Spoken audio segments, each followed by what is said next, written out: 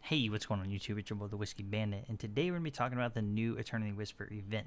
Now, I know I'm about a little over a day behind, but also, the America, we didn't get the event until about 18 hours after it dropped on the European servers, so that's why I'm a little behind. And I was kind of busy once it actually did drop, so I'm getting around to it now. But let's jump right into it real quick. This is a real short event. And not too many cutscenes, but it is interesting. I like it. So here we are at this sacred temple, and Sacrif is not happy. Succubus, here's our little sacrificial lamb.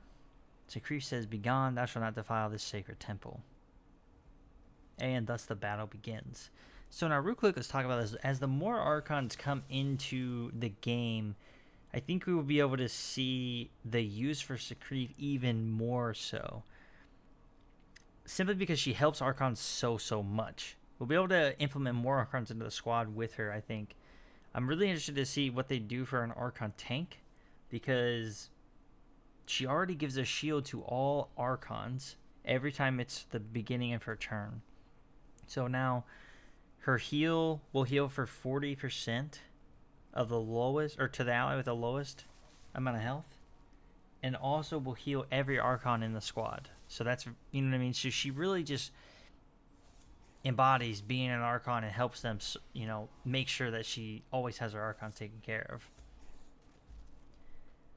So here we're just gonna kind of just grind through this. I'm just using her random abilities to see what they look like here. So I just wanted to know. But other than that, we grind, you know, through this event relatively quickly. One thing to note is that if you have the minimum requirement for all the heroes here, this really should be, you know, one of the more simple events we've had. There's not a lot of really challenging squads that you face, like squad compositions is what I'm saying, in the event.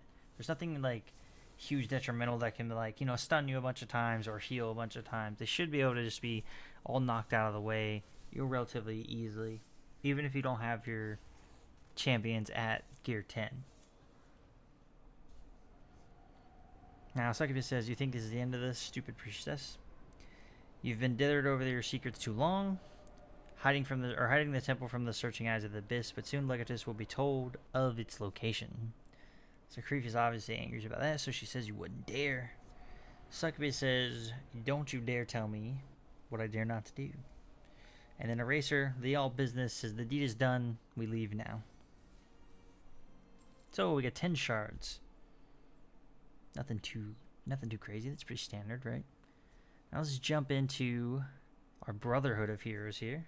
The only Brotherhood we have in the game so far. It's the first one. Now Sacrif calls upon the Circle of Druids. "You swore to protect life and light." Mirrodin and Cathbad are there to answer the call. "Servant of light, what help need you of the Circle of Druids? The spawn of the Abyss have found the path to the last sacred sanctum of Arcadia, to the Temple of the Eternity Whisperers.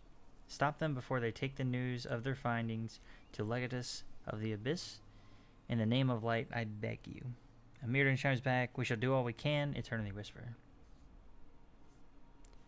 And like I said, this, if you just hit auto battle, anybody should be able to basically one-shot those at this point, unless you're brand new to the game. But most of you will be able to just, you know, one-hit everything the first couple of phases here. The next one here, no cutscene for this one. We just kind of grind through the motions here. Another 10 shards. So we should be at sitting around 30 shards, I believe it is. Each one of those gives us 10. The first 3 give you 10. The next one should give us 15. This one should give us 15 here. Like I said, so you have a Kobold squad here. And nothing too detrimental there. That's a 15. Putting us at 45 shards.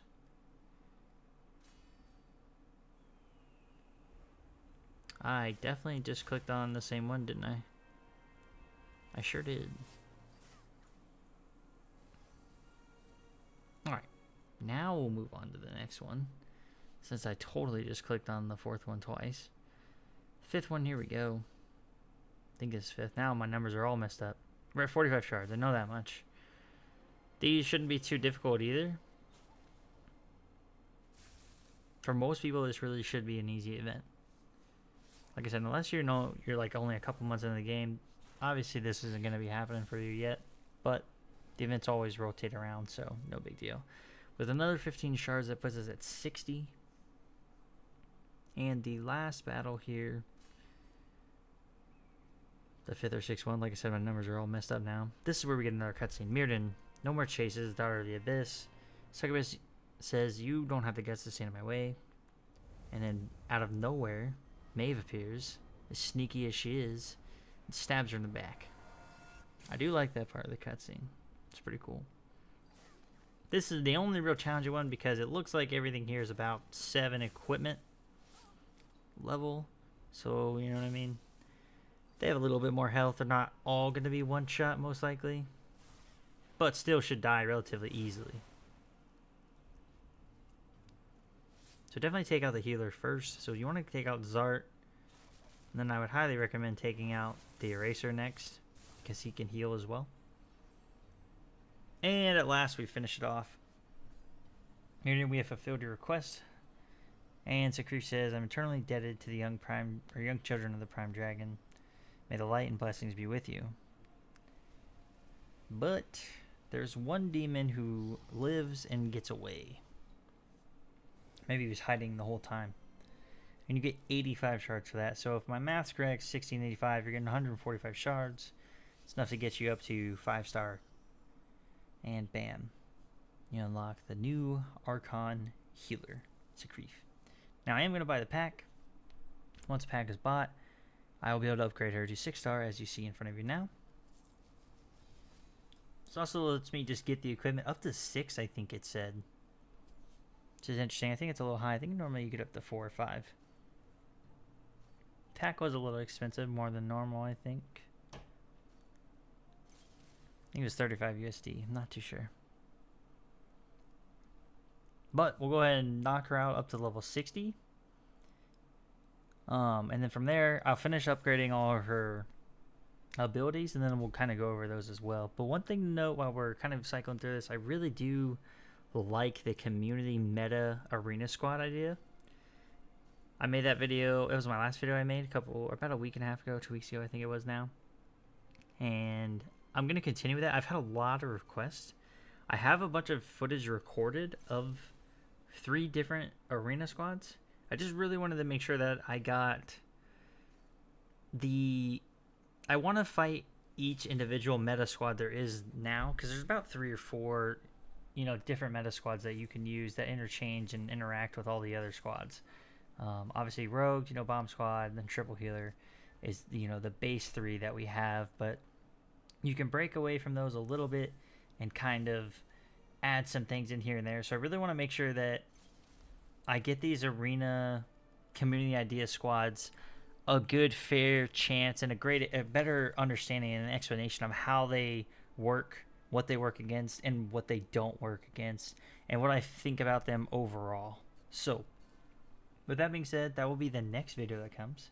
I'm going to go ahead and boost all these abilities up to level 6, and then we'll check out their final stat at level 7, but you'll understand, the basic concept here. So her basic attack is pretty simple, and I like it.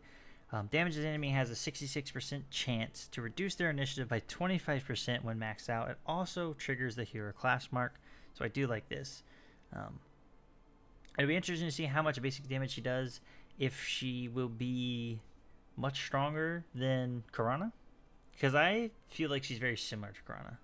Now her second ability here removes 7 debuffs from the ally with the lowest health, and from all Archon allies in the squad. It also increases her own initiative and all Archon allies' initiative as well by 12%.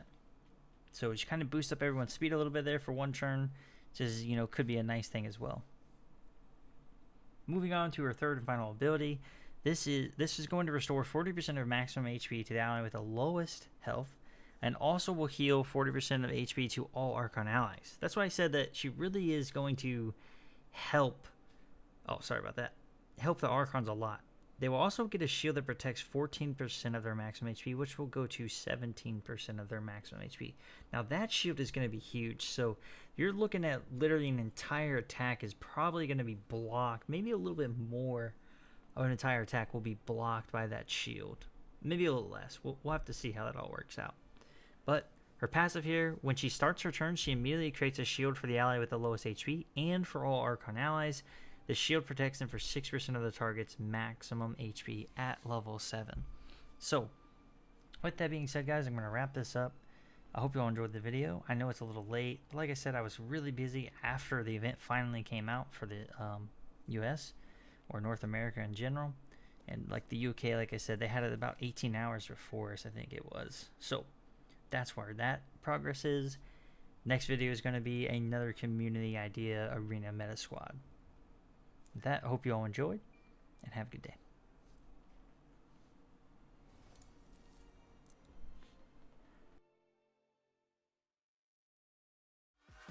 Gotta catch 'em all.